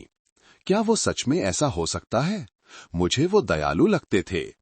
वो लड़की शायद नाटक कर रही है, प्रिंसिपल तक पहुंचने के लिए। वो शायद प्रसिद्ध होना चाहती है। तो क्या उन सभी लड़कियों के साथ भी कुछ संदिग्ध था? अंजलि ने हर पंक्ति पढ़ी, हर शब्द एक चाकू की तरह था। इसलिए नहीं कि वे सही थे, बल्कि इसलिए कि वे आसान और लापरवाह थे। कक्षा में उसने अजीब नजरों को स्पष्ट रूप से महसूस किया। कुछ असामान्य रूप से चुप थे, कुछ फुसफुसा रहे थे। यद्यपि किसी ने भी सीधे तौर पर कुछ कहने की हिम्मत नहीं की, लेकिन उसके आसपास का माहौल एक धुंधले दूर के कांच की तरह था। रानी पूरी कक्षा में उसके बगल में बैठी रही, उसका हाथ फोन से नहीं हटा। लेकिन नाराज होने के बजाय रानी शांत रहीं। उन्हें जाने दो, तुमने सही काम किया है। जो कोई भी बुद्धिमान है वो खुद समझ जाएगा, और जो लोग न्याय करके जीते हैं वे शायद कभी चोट नहीं खाए होंगे। लेकिन चाहे वो कितनी भी मजबूत क्यों ना हो, अंजलि सिर्फ एक 20 वर्षीय लड़की थी। उस रात अपने किराए के कमरे में वापस वो एक कोने में सिमट कर लेट गई, यहां तक कि रोशनी से भी बचती रही। उसने अपने फोन से सभी सोशल मीडिया ऐप्स हटा दिए, डर के कारण नहीं, बल्कि खुद के लिए एक शांत जगह रखने के लिए। बाहर तूफान अभी भी उग्र था, लेकिन अंदर उसका विश्वास मजबूत हो रहा था। अगले दिन एक अप्रत्याशित बात हुई। नैना स्कूल वापस आ गई। वो छात्र संघ की बैठक में गई, जहां कुछ सदस्यों ने स्पष्ट रूप से अपनी झिझक दिखाई थी, लेकिन नैना ने संकोच नहीं किया। वो कमरे के बीच में खड़ी हो गई और अपने द्वारा रखी गई आरोप सूची की ओर इशारा किया। ये वे लोग हैं जो सब कुछ जानते थे लेकिन नहीं बोले। मुझे आपकी जरूरत नहीं है कि आप मेरी या अंजलि की रक्षा करें। मुझे बस आपकी जरूरत है कि आप अगली बार जब कोई और घायल हो तो चुप न रहें। वो टिप्पणी एक छात्र द्वारा रिकॉर्ड की गई और कैप्शन के साथ ऑनलाइन पोस्ट की गई। शामिल लोगों को प्रशंसा की जरूरत नहीं है, उन्हें हमारी जरूरत है कि हम सचेत रहें। केवल एक रात के बाद लहरें बदलने लगीं। अंजलि को कई उत्साहजनक संदेश मिले। कुछ छात्र जिन्हें कभी पक्षपात किया गया था, अब साहसपूर्वक बोल रहे थे। कुछ व्याख्याताओं ने भी, जिन पर कभी दबाव डाला गया था, अनुशासन समिति को गुमनाम पत्र भेजे। जब सच्चाई पर्याप्त बड़ी और पर्याप्त हो जाती है तो ये अब एक अकेली आवाज नहीं रहती है। और अंजलि, जिसे कभी एक परेशानी पैदा करने वाली लड़की के रूप में देखा जाता था, अब एक अलग नजर से देखी जाने लगी थी। एक ऐसी व्यक्ति जो खड़े होने की हिम्मत करती है। लेकिन वो समझती थी कि आगे का रास्ता अभी भी लंबा है। एक प्रिंसिपल की प्रतिष्ठा को आसानी से नहीं गिराया जा सकता अगर कोई आधिकारिक निष्कर्ष न हो। और अभी भी वे लोग थे जो चुपचाप विरोध कर रहे थे। पर्दे के पीछे छिपी शक्तियां थीं। अंजलि कक्षा में बैठी धूप से भरे स्कूल के आंगन को देख रही थी। पेड़ों के नीचे कुछ छात्र हंस खेल रहे थे। वे उतने ही मासूम थे जितनी वो कभी जीवन के तूफान में कदम रखने से पहले थी। उसने धीरे से अपनी मुट्ठी भींच ली। कोई बात नहीं, तूफान को भी शांत होना होगा, जब तक कि वो अपने दिल को टूटने न दे। प्रोफेसर सिंह के निलंबन के 2 हफ्ते बाद एक अप्रत्याशित खबर फैली। उन पर अभी तक आधिकारिक रूप से अनुशासनात्मक कार्यवाही नहीं की गई थी। घोषित कारण बहुत सामान्य था, व्यावसायिक नैतिकता के उल्लंघन का निष्कर्ष निकालने के लिए अपर्याप्त आधार। जांच के लिए और समय की आवश्यकता है। अंजलि ने घोषणा पढ़ी और उसके हाथ कांपने लगे। प्रोफेसर वसुधा ने उसे और रानी को स्कूल के पास एक छोटे कैफे में बुलाया। हल्की बारिश हो रही थी। बारिश की टपटपाहट में प्रोफेसर वसुधा ने धीरे से कहा, प्रोफेसर सिंह के पीछे शिक्षा विभाग के उप निदेशक श्री विक्रम राठौर का हाथ है, जो उनके कॉलेज के समय के सबसे अच्छे दोस्त हैं। उन्होंने मिलकर कई शोध परियोजनाओं, संगोष्ठियों और कई प्रायोजन अनुबंधों का निर्माण किया है जो उनके हाथों से गुजरे हैं। अंजलि हैरान थी। उसने सोचा था कि सच्चाई सामने आ गई है, बस न्याय का इंतजार करना है। लेकिन पता चला कि गलत अकेला नहीं था और सही बहुत कमजोर था। अगर उसके पास कोई सहारा न हो। रानी ने उसका हाथ दबाया। तो अब क्या? क्या हमारे पास अभी भी कोई मौका है? प्रोफेसर वसुधा ने विचार किया और फिर अपनी जेब से एक कागज निकाला। ये एक गुमनाम पत्र की एक प्रति थी जो हाथ से लिखी गई थी, जिसमें स्कूल में अनैतिक व्यवहारों को नजरअंदाज करने के बदले पक्षपात, प्रायोजन प्राप्त करने के एक नेटवर्क का आरोप लगाया गया था। ये पत्र 2 साल पहले केंद्रीय जांच समिति को भेजा गया था, लेकिन खो गया था। अब लेखक ने मुझे एक प्रति भेजी है और अतिरिक्त सबूत देने के लिए तैयार है। अंजलि ने कागज को कसकर पकड़ लिया। अब वो समझ गई कि प्रोफेसर सिंह सिर्फ एक कठपुतली थे। तार खींचने वाला श्री राठौर था। पर्दे के पीछे के रिश्ते थे जिन्होंने उसके जैसे कई छात्रों की आवाज को दबा दिया था। नैना ने कक्षा के बाद पुराने फुटबॉल मैदान में उससे अकेले में मिलने का समय तय किया। नैना के हाथ में एक यूएसबी थी। ये श्री सिंह और एक प्रायोजक भागीदार के बीच एक रिकॉर्डिंग है जिसमें एक वैज्ञानिक परियोजना के लिए रास्ता साफ करने के लिए विरोधी छात्रों को हटाने की बात हो रही है। मेरे छोटे भाई ने स्कूल में आईटी कर्मचारी के रूप में काम करते हुए नौकरी छोड़ने से पहले गलती से सर्वर डेटा का बैकअप ले लिया था। अंजलि ने उसे ले लिया। उसके मन में एक सवाल स्पष्ट रूप से उभरा, छात्रों को कब तक नुकसान उठाना पड़ेगा, बुराई को कब तक ढका जाएगा। उसने एक खुला पत्र लिखने का फैसला किया जिस पर उसने असली हस्ताक्षर किए और उसे स्कूल के सभी व्याख्याताओं, छात्र संघ और प्रेस को भेजा। पत्र में उसने घटना के विवरण को नहीं दोहराया बल्कि सीधे कहा, मैं केवल एक व्यक्ति को दंडित करने के लिए आरोप नहीं लगा रही हूं, बल्कि ये पूछने के लिए एक व्यक्ति का गलत होना आकस्मिक हो सकता है, लेकिन एक प्रणाली जो गलत को माफ करती है वो जानबूझकर है। पत्र तेजी से साझा किया गया। कई युवा व्याख्याताओं ने समर्थन में बोलना शुरू कर दिया। एक बड़े अखबार ने इसे शीर्षक के साथ फिर से प्रकाशित किया, एक छात्रा की आवाज जो अंधेरे में सीधे देखने की हिम्मत करती है। कुछ दिनों बाद एक स्वतंत्र जांच दल को स्कूल भेजा गया। माहौल बदलने लगा। जो लोग कभी चुप थे वे सतर्क हो गए। जो लोग कभी अंजलि का मजाक उड़ाते थे वे अब सिर झुकाकर बचते थे। अंजलि को कोई खुशी महसूस नहीं हुई, उसे केवल हल्कापन महसूस हुआ, क्योंकि अब वो एक व्यक्तिगत दर्द के लिए नहीं लड़ रही थी, बल्कि अपने बाद के सैकड़ों छात्रों के लिए लड़ रही थी ताकि वे एक सच्चे स्कूल में पढ़ सकें। शिक्षा मंत्रालय के जांच दल ने एक सप्ताह तक स्कूल में काम किया। लगातार कई व्याख्याताओं, छात्रों, पूर्व छात्रों के साथ काम किया। वे शोर नहीं कर रहे थे, लेकिन उनकी उपस्थिति ने पूरे प्रशासन को चुप करा दिया। अंजलि को 3 बार बुलाया गया। वो अपने साथ सभी सबूत ले गईं। नैना से ऑडियो रिकॉर्डिंग, प्रोफेसर वसुधा द्वारा रखी गई शिकायत पत्र की प्रति, प्रोफेसर सिंह द्वारा विशेषाधिकारों का सुझाव दिए गए अन्य छात्रों की गवाही और एक हफ्ते पहले सनसनी मचाने वाला खुला पत्र। शुक्रवार को छात्र मामलों के कार्यालय के ठीक सामने एक नोटिस चिपकाया गया।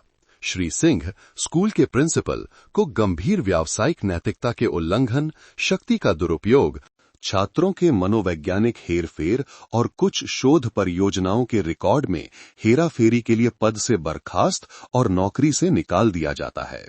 श्री विक्रम राठौर विभाग के उप निदेशक को काम से निलंबित कर दिया जाता है। आगे की जांच लंबित है।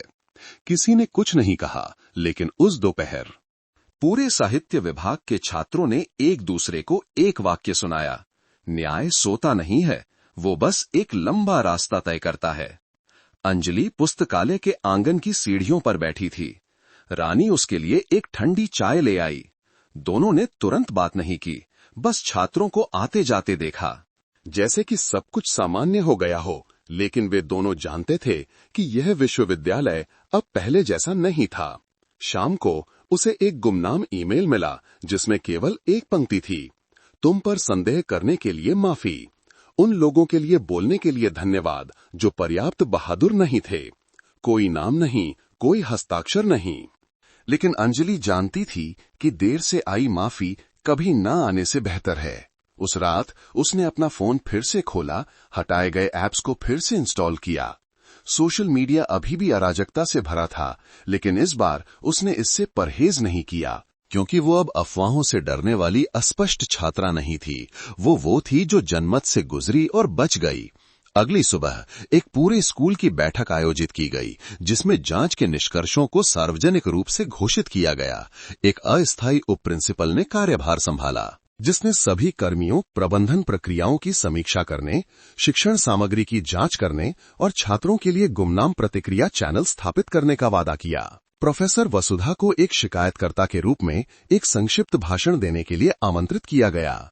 उन्होंने ज्यादा कुछ नहीं कहा, बस छात्रों को देखा और कहा, शिक्षा वो जगह है जहां ज्ञान के बीज बोए जाते हैं, लेकिन अगर कोई सुरक्षित वातावरण नहीं है तो ज्ञान भी अंकुरित होने से पहले मुरझा जाएगा।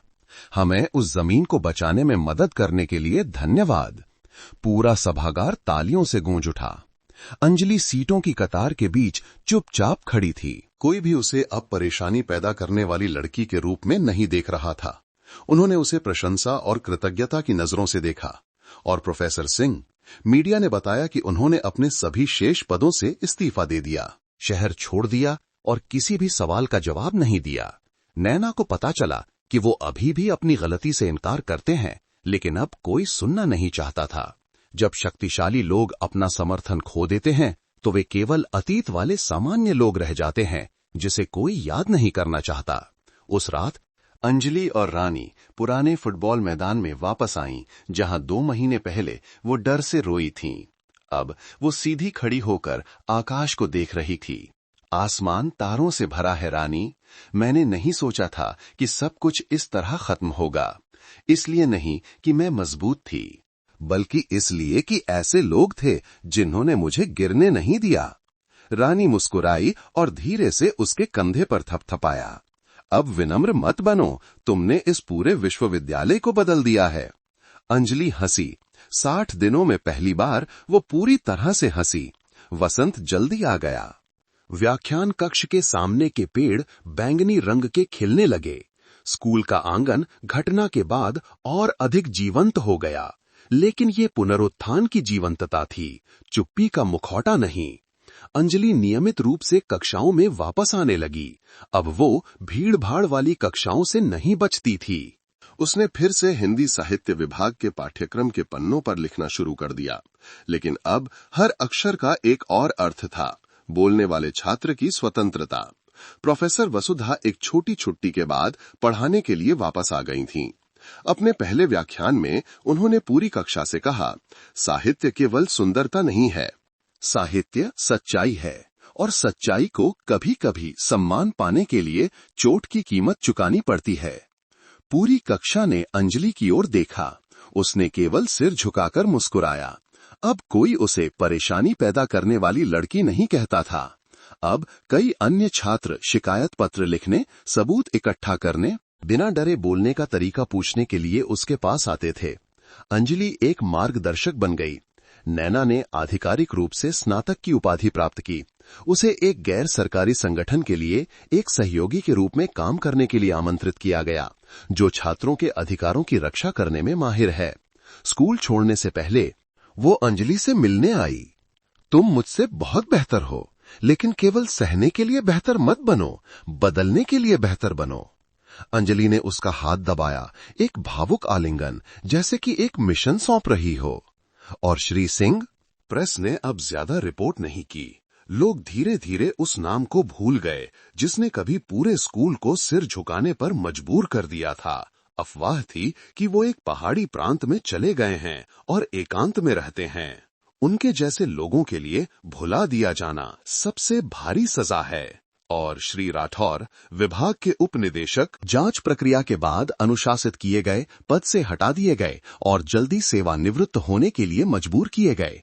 यह मामला शिक्षा क्षेत्र में नैतिक प्रबंधन पर पाठ्यक्रमों के लिए एक आदर्श विषय बन गया। कई विश्वविद्यालयों ने नियुक्ति नियमों, शक्ति के नियंत्रण और छात्रों के उल्लंघन के व्यवहार की समीक्षा करना शुरू कर दिया। प्रणाली बदल गई थी, भले ही धीमी गति से, लेकिन ये बदल गई थी। अंतिम रात अपनी इंटर्नशिप में प्रवेश करने से पहले अंजलि अपनी अध्ययन मेज पर बैठी थी। मेज पर 21वीं सदी में आदर्श शिक्षक शीर्षक वाला एक निबंध था। उसने लिखा, एक शिक्षक वो नहीं है जो कभी गलत नहीं होता। एक आदर्श शिक्षक वो है जो सुनना जानता है, अपनी गलतियों को सुधारना जानता है और अपनी शक्ति का उपयोग समर्थन करने के लिए करता है, दबाने के लिए नहीं। रानी ने सिर झुकाकर पढ़ा और फिर हंसी। ये किसी की तरह परिचित लगता है ना? अंजलि मुस्कुराई। कुछ कहने की जरूरत नहीं थी, क्योंकि सब कुछ पीछे रह गया था। उसे किसी को हराने की जरूरत नहीं थी, बस अपने भीतर के डर को हराना था। अगली सुबह उसने अपना किराए का कमरा छोड़ दिया। हाथ में एक छोटा सा बैग लिए शहर के एक हाई स्कूल में अपनी इंटर्नशिप की तैयारी कर रही थी। रास्ते में उसने अपने विश्वविद्यालय का नाम धूप में चमकते हुए देखा। ये वो जगह थी जहां से वो कभी भागना चाहती थी। अब ये वो जगह थी जिसे वो गर्व से अपनी शुरुआत कहती थी। हम अक्सर सोचते हैं कि बुरी चीजों का निपटारा न्याय के किसी अदृश्य हाथ से किया जाएगा, लेकिन कभी-कभी सच्चा न्याय एक ऐसे व्यक्ति से शुरू होता है जो खड़े होने की हिम्मत करता है। अंजलि की कहानी एक जन्मजात मजबूत छात्रा की कहानी नहीं है, बल्कि एक सामान्य व्यक्ति की यात्रा है जो डर, चोट से भरी थी, लेकिन फिर भी चुप न रहने का विकल्प चुना। 60 दिनों में जनमत, शक्ति और प्रतिष्ठा और एकेडमिक रैंक द्वारा प्रच्छन्न धोखे का सामना करते हुए अंजलि संदेह के अंधेरे क्षेत्र से सच्चाई के प्रकाश क्षेत्र तक गई। उसने न केवल खुद को बचाया, बल्कि एक पूरे स्कूल, एक समुदाय और यहां तक कि एक पीढ़ी को भी जगाया। जो लोग कभी सोचते थे कि ये बात मुझसे संबंधित नहीं है, अच्छे लोगों को पूर्ण होने की जरूरत नहीं है, उन्हें बस अपनी अंतरात्मा को बनाए रखने की जरूरत है जब उनके आसपास सब कुछ चुप हो। बुरे लोगों को जल्द या बाद में अपने कर्मों का फल मिलेगा, क्योंकि हेर-फेर और धोखे की कीमत से हमेशा के लिए नहीं बचा जा सकता। और अच्छे लोग अल्पावधि में पीड़ित हो सकते हैं, लेकिन अंत में वे ही हैं जो बदलाव लाते हैं। अगर ये कहानी कुछ छोड़ सकती है तो शायद ये एक अनुस्मारक है। यदि आप अन्याय का सामना कर रहे हैं तो ये न सोचें कि आप बहुत छोटे हैं, क्योंकि एक छोटी सी आग अगर सही समय पर जलती है तो एक पूरे अंधेरे कमरे को रोशन करने के लिए काफी है। आप सब कहां से हैं और आपका शुभ नाम क्या है? कृपया कमेंट में बताइए। आपको ये कहानी कैसी लगी? अपने विचार हमारे साथ जरूर साझा करें। हम प्रार्थना करते हैं कि आप जहां भी रहें हमेशा सुरक्षित और शांति से रहें। अगर आपके पास भी कोई ऐसी ही दिलचस्प कहानी है तो उसे कमेंट सेक्शन में हमारे और बाकी सभी के साथ जरूर साझा करें।